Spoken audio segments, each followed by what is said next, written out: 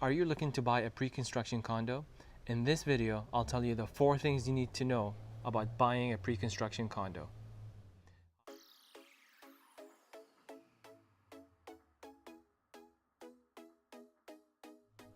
Hi there, I'm Nawar Naji, a real estate broker in the city of Toronto.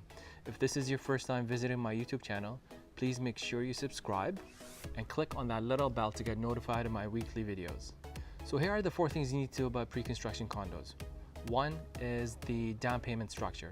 So typically within the first year and a half, you're looking at 15% of the purchase price, and the last 5% is due at occupancy.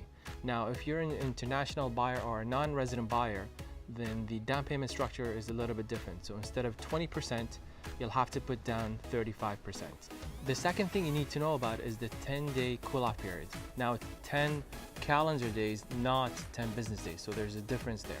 So in those 10 calendar days, this is where you take the purchase agreement, take it to your lawyer for review.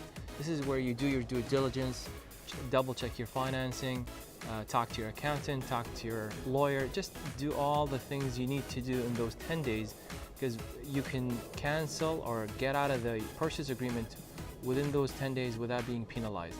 Once the 10 days have expired, your purchase agreement is firm and now you are committed to close on that specific condo. The third thing you need to know about is interim occupancy. So this is the gray area period. This is where the condo is finished, you can move in or put in a tenant in there, but you still do not own the condo. It is still owned by the developer.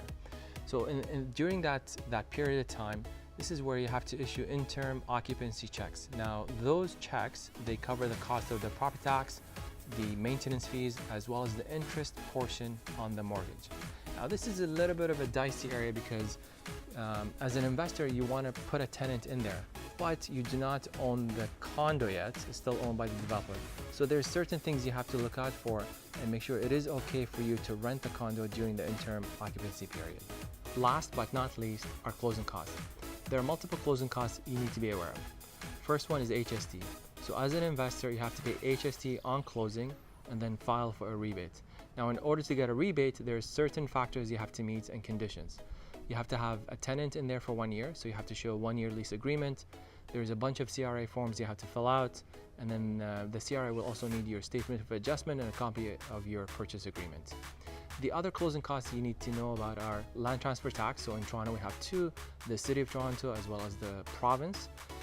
You have your legal fees, and then the other one, or should I say the other ones, there's development charges that are paid on closing, as well as Section 37 and park levies.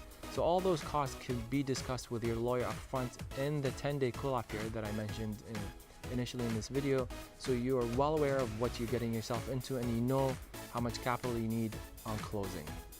If you're looking to buy a pre-construction condo, please feel free to connect, and I'm happy to share with you my calculator that I developed, which compares buying resale versus a pre-construction condo, as well as my HST rebate calculator.